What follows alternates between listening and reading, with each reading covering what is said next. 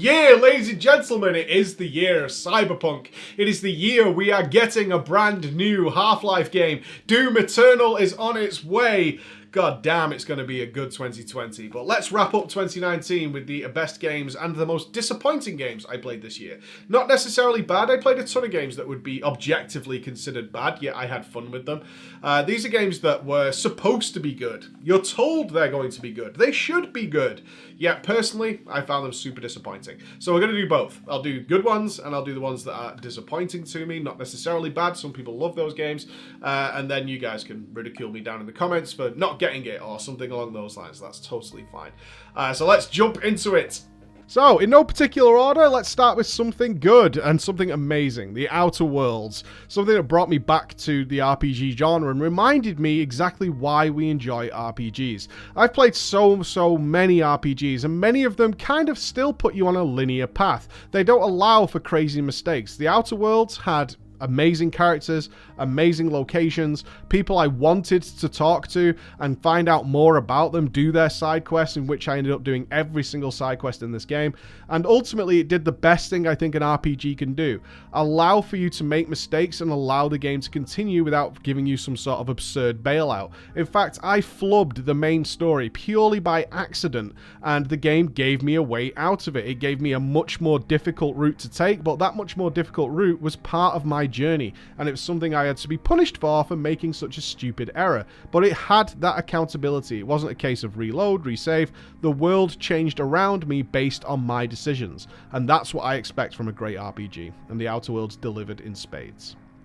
The next one I'm going to throw in here is actually not a game from 2019. It was very late 2018, but I did play it this year, and it was my most played game of all 2019. It is, of course, 2 Point Hospital. I say, of course, because so many thousands of you bought this game after I started playing it, and that is about the best compliment any game can be paid. What is 2 Point Hospital? It's the spiritual successor to Theme Hospital, for those of us who are a bit older, which just provides all the fun you need. It has customization, but not to the depth of, say, Planet Zoo, so you're not going to be bogged down in maybe putting lights and stuff up if that is not your intention, but it does allow you to outfit the rooms, design your hospital, create walkways, make things efficient, do everything you want to do from customizing it out. Alongside that is the really cheeky, fun atmosphere it generates by having such silly diseases to be solved, all the little crazy things that need to go on to keep you interested and fun into the game, and the pacing is fantastic, roping you up from a nice gentle start, getting 1 star in a hospital, yet getting the 3 stars, maximizing that hospital provides a really good challenge. And this is why I spent well over 100+ hours playing 2 Point Hospital this year, and I absolutely love it, especially as it's still releasing new content even to this day. Let's move on to a bad one then. Disappointing, I should say. Disappointing, although I would categorize this game as just being bad. I have no idea why it was made. Wolfenstein Youngblood. Wolfenstein Youngblood was a game I was very much looking forward to, especially it was a co-op experience in Wolfenstein. I actually liked the idea that you were playing BJ Blazkowicz's daughters. I thought that could have been super fun, especially how crazy and wild the previous Wolfenstein games had gotten. I was really looking forward to that quirky sense of humor, the weird characters that get thrown into Wolfenstein, and Wolfenstein Youngblood was just a basic hard mode co-op shooter, and that was ultra disappointing. I did not even finish this game. I didn't even come close to finish this game, despite playing with a wonderful friend in the name of Nobble, another YouTuber who I recommend you guys check out. I had a total of 6 hours played in this game compared to completing and doing everything extra in every single other Wolfenstein game since the reboot. Was totally disappointed in this, utterly bored, gunplay was weak. The characters were actually quite cool. Once the cutscenes got going, yeah, I could get into the game. Yet the actual gameplay itself, combined with just a bizarre checkpoint system that had you replaying sort of 30 to 40 minutes of a level just to get back to the same spot, was utterly baffling.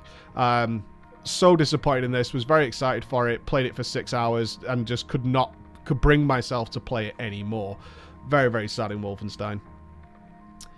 Back to a good one then. Sekiro, Shadows Die Twice. Yeah, Sekiro is so good. Obviously from the guys who brought you Dark Souls, FromSoft's twist on the Dark Souls universe.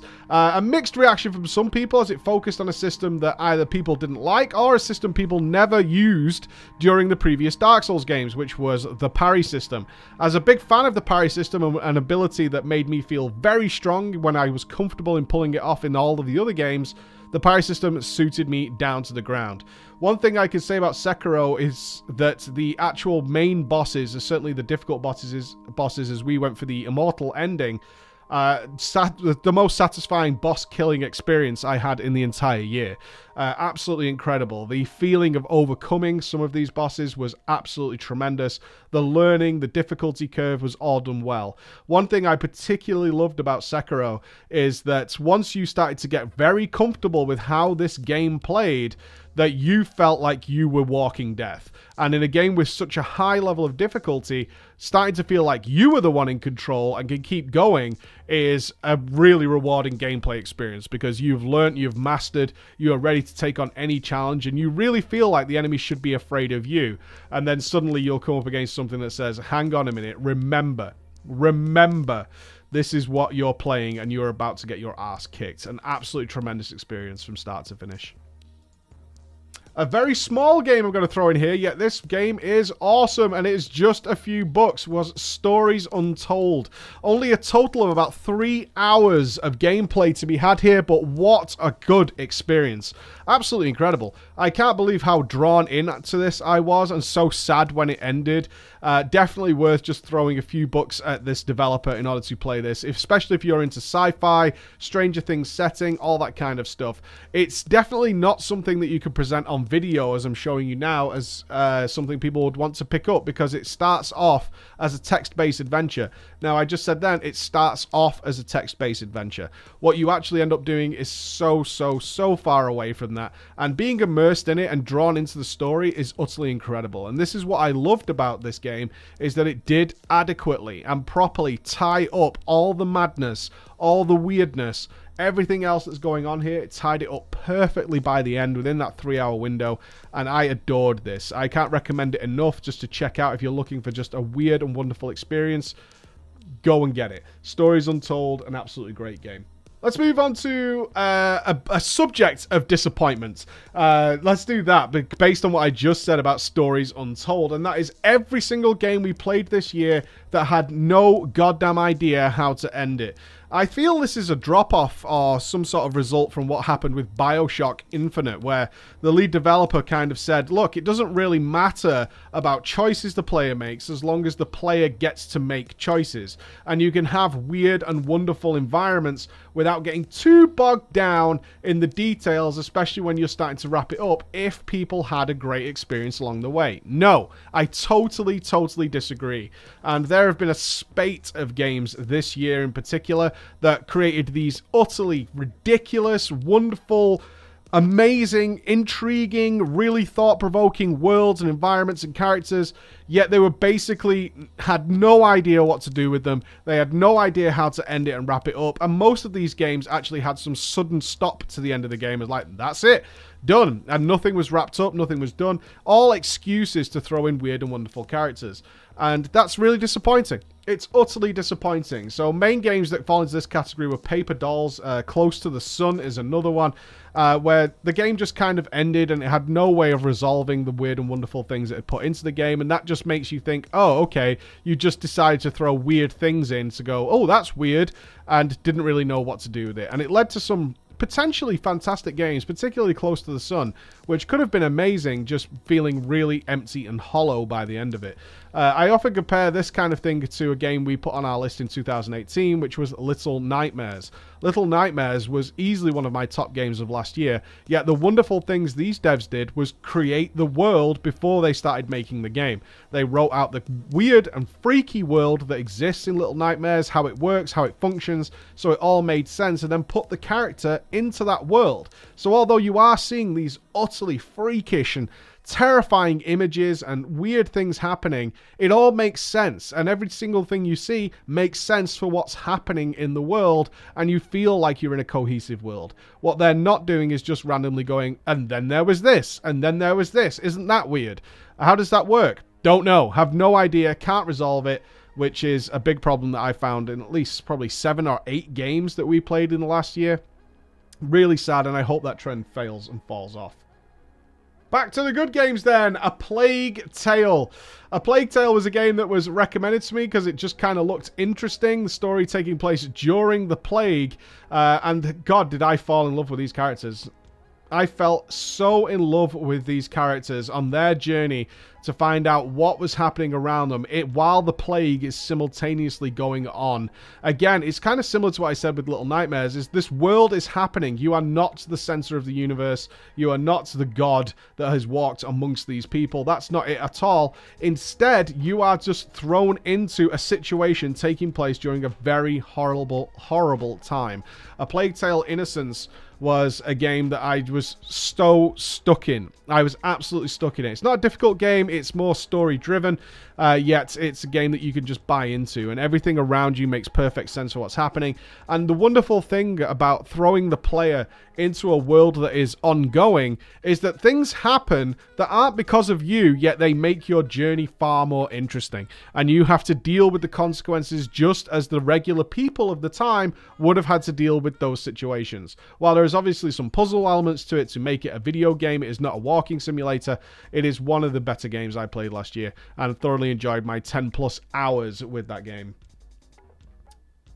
Back to disappointing then. Star Wars Jedi Fallen Order. Now, I know this is going to be tricky because people love this game, absolutely adore this game. So I want to take myself to the side here and kind of explain my position as to why this was a game I put down and did not want to finish, unfortunately.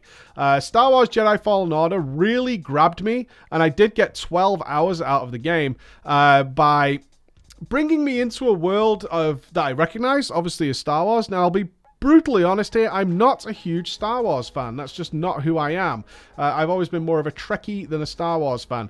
So when it comes to Star Wars stuff and games, I particularly enjoy playing the Sith side. When I played Star Wars, the MMO, I was Sith. I liked the Sith stuff. I think their abilities are cooler and all that kind of stuff. Now, one thing that did grab me into Star Wars Jedi Fallen Order was that the difficulty level could be turned up to Jedi Grandmaster, which gave you a Souls-like experience, and I'm a huge fan of Souls. So I was very, very happy that I got that option, and it was one of the things that kept me playing for so long was just the fact that we had this difficult gameplay which I could get involved in.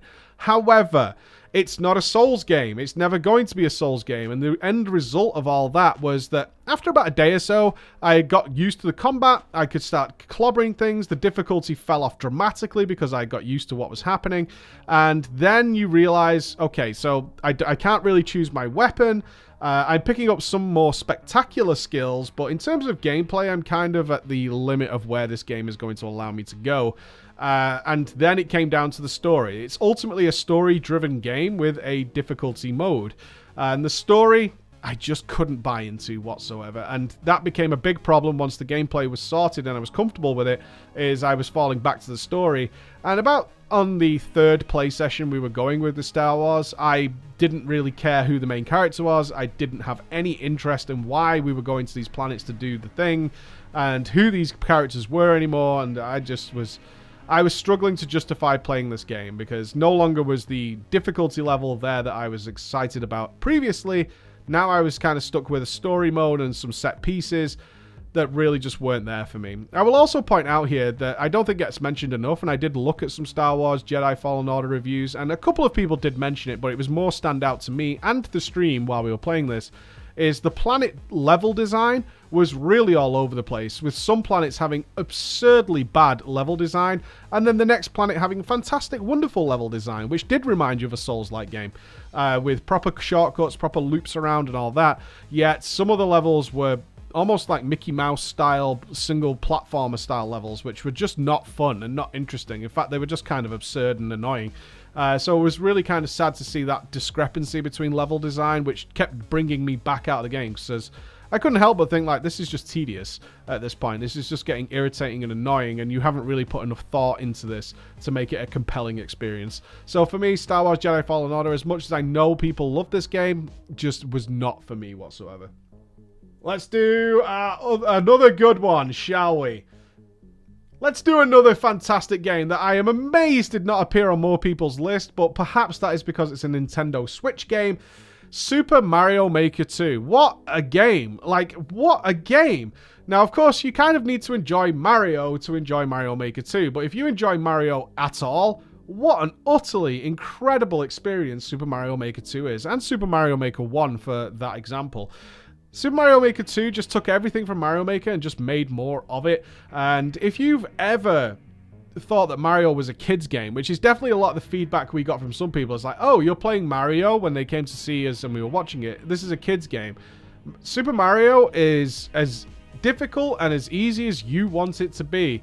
And if you want a really good, solid, and wonderful game experience, especially using the ingenuity that the community has come up with as players create the levels in Super Mario Maker 2, then it's an utterly wonderful experience. It's so good, it's so challenging, it could be the most rewarding game you'll play this year, and it can go from playing normal levels to ridiculously hard levels, to games designed to troll you, to levels designed to play music to you, to playing as Link now from the Legend of Zelda series. They have all those elements in this game that the game never gets boring. Like, it's almost impossible to be bored of Super Mario Maker 2, as the variety on display is endless, literally endless. And with people uploading levels every few minutes, there's just a wealth of content here. Super Mario Maker 2 is easily one of the games I would recommend anybody with a Nintendo Switch to pick up, because it's just never-ending fun.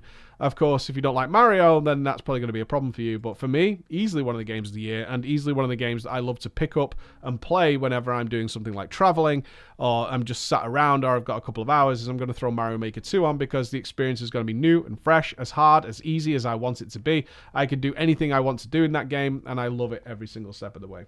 Let's do another bad one, which was, or disappointing one, I should say. This was voted the game of the year by IGN. This was Control. And my problem, the reason I've put it on this list is for 99%, I mean literally 99% of Control, I was having a great time.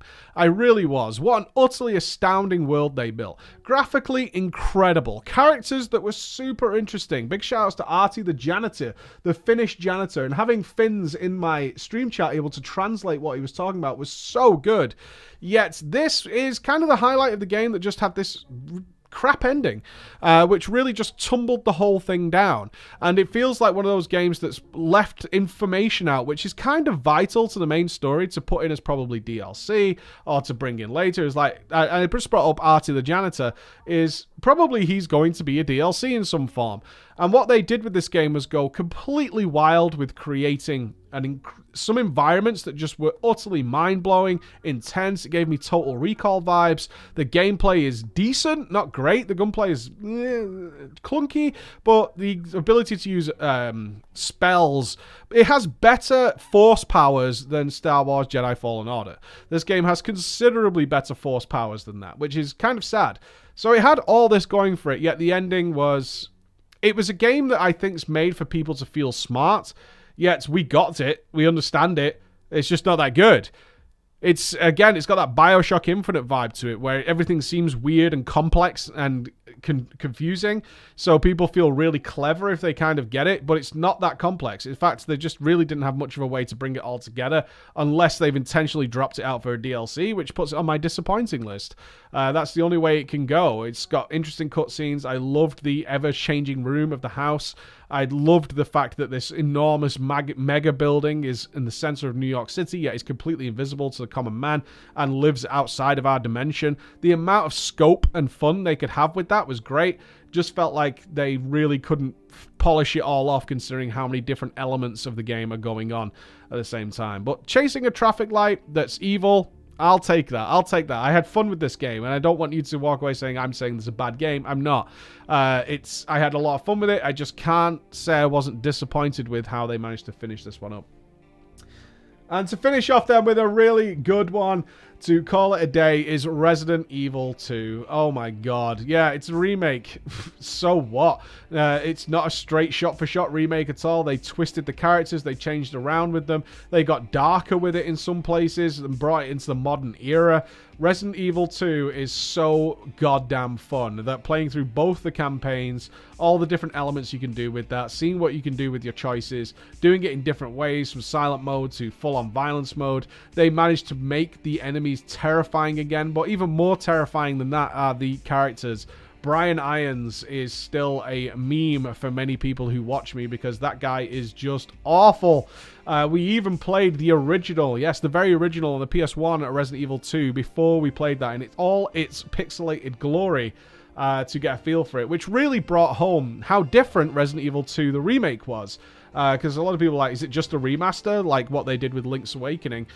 No, it's not at all. It's actually changed quite dramatically, but brought it into where it's going to be.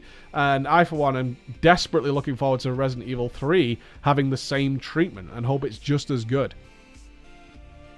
And that is my list for last year. Sure, we played so many more games I never even mentioned on this list that fell into the middle category. Seventh Sector was one I almost put on the list because it's such a fun game, and I really recommend still people check that out. But those are the ones that stood out for me, and I know I've missed several that I just didn't get a chance to play. Death Stranding is one of them that people are all mixed up and confused on. Yeah, I haven't played it yet because I felt no drive to go and do it. Tropico 6 was a wonderful game for us that I just didn't think made the top list despite the many hours we put into that game, as well as a whole bunch of others. We played so many Cthulhu style games, Lovecraftian games this year, horror games that all went into that category but didn't quite make the list. So I'd love to see what your comments are on that. Thank you very much for watching, and here's to 2020. We are going to rip and tear along with Keanu Reeves. Let's see how it goes. Bye bye.